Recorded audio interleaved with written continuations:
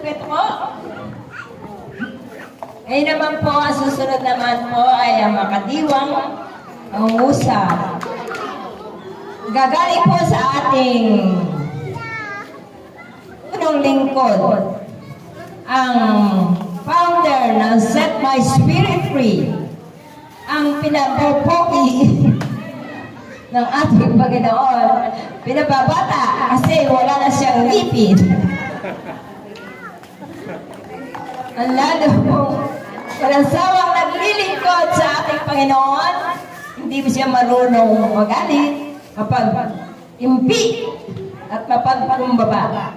Walang iba kundi ang ating punong lingkod, Brother Dominador Diwa.